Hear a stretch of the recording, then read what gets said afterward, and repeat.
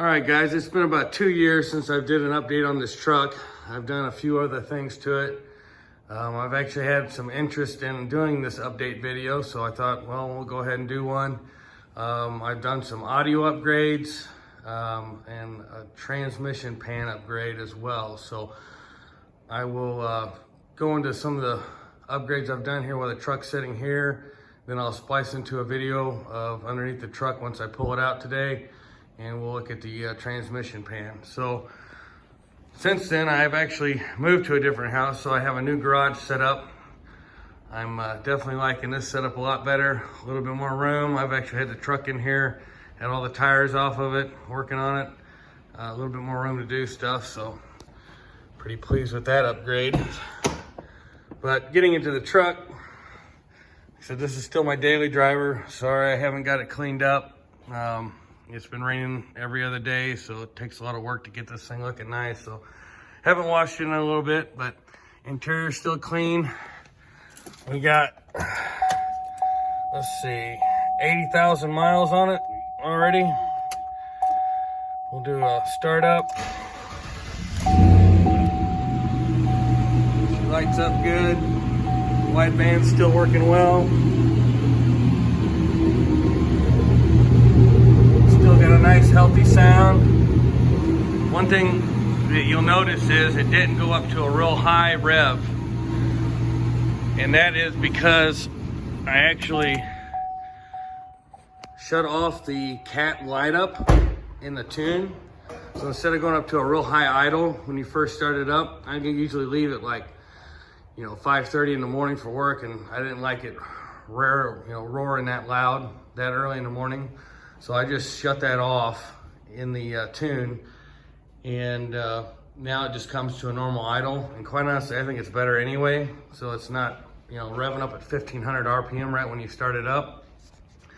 Another thing I've done with the tune is my start of injection. I've actually increased the degrees by a few percent. I had a guy that does professionally tuning. I sent him a log file of mine, and the only problem he could really see was that at high RPM and high cylinder air mass, that I was still injecting fuel as the piston was on its compression stroke, which said can lead to a little bit of detonation.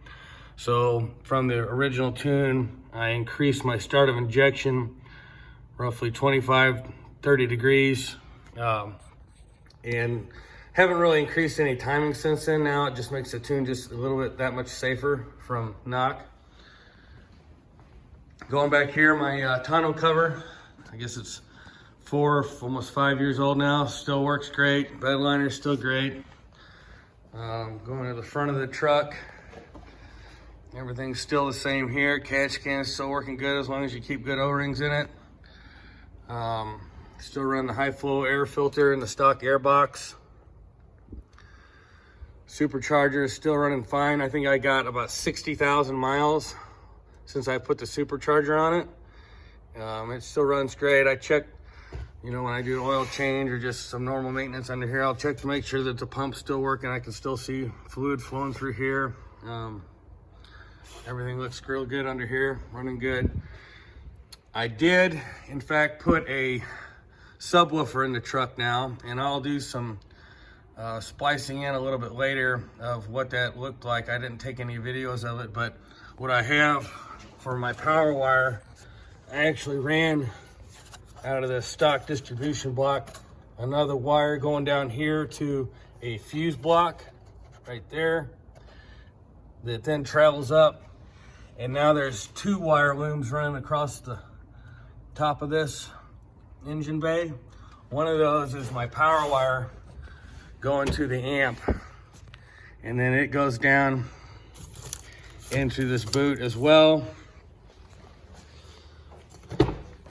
It continued on down through here, and then you can pull these out here and run your wire all the way back to the amp. All right, so getting in here, looking at this amp, I got my power wire ran all the way through the truck from the firewall in here. Speaker wire going back out to the sub. The grounded out right there where the old tire change equipment bolted down, and then I get my signal back from up under here where the Bose stock amp is, and you'll have to pull your signal from the actually front two 6x9s in this Bose setup past the amplifier. You can buy a harness that basically you don't have to splice into stuff. It actually has pigtails already out for all the connections on that plug, and then you can just tie off the ones you're not using and then splice into the ones to run signal wire to here. So JL also has some RCAs too, basically just wire that you can splice into. It makes that connection pretty easily. Another thing you want to do if you're doing this with a Bose system, adding a sub, you have to buy this harness to disconnect all the microphones in here for the sound cancellation feature that the Bose has, or else it'll drive that sub nuts. It thinks when that sub hits that there's noise, and it'll try to produce sound that, to cancel that noise, and it doesn't work out too well. So I think Sub Thump maybe is the website that you can get that stuff on. It's just a little cheap little harness you plug in, disables the microphones, and then they actually have the T harness that you can just plug and play. So if you ever want to pull this stuff back out, you're not into splicing in factory wires. You just unplug the pigtail and then plug your stock stuff back in like it was never there. So that makes that nice.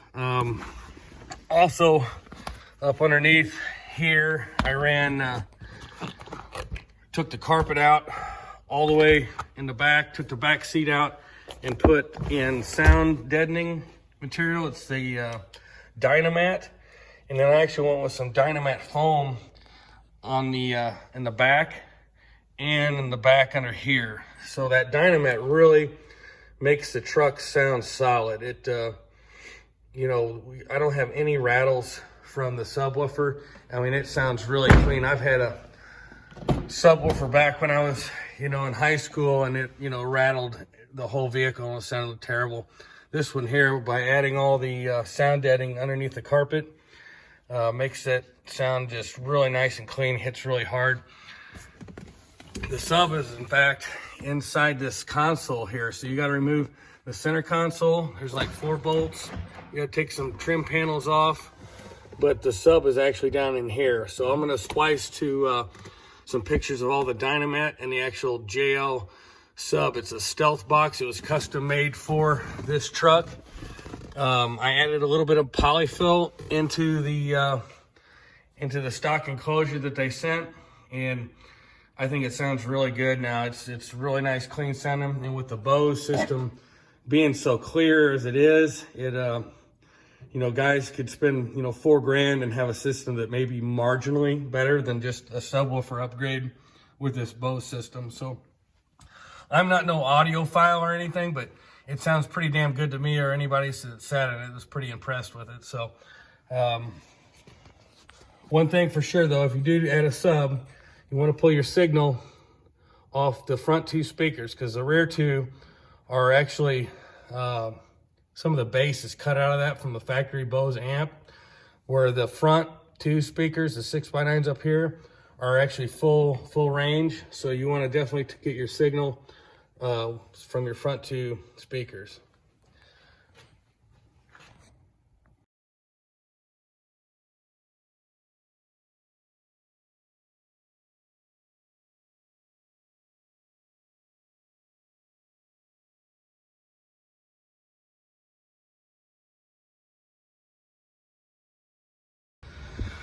All right, guys, we're underneath the truck. It's kind of windy this morning, so I apologize about any wind noise, but this is the transmission pan I put under here. It's a B&M pan. It comes with some real nice bolts. I was able to use the stock transmission gasket, but this adds 2 more quarts, and it's got some cooling in here to help cool the transmission fluid. The biggest problem with putting this on is actually getting the old pan out due to this wonderful engineering of putting the Y pipe right underneath the pan.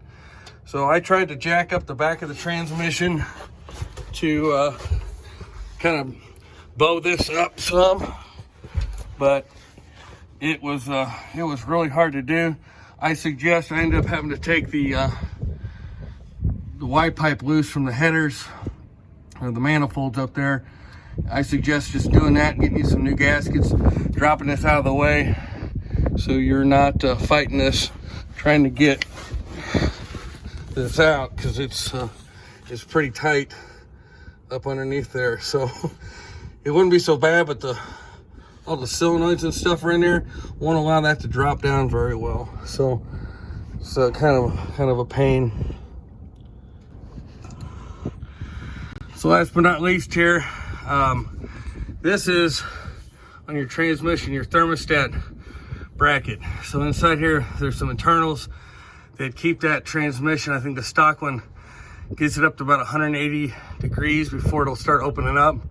I've replaced this with a SureCool system, and it basically bypasses all the time.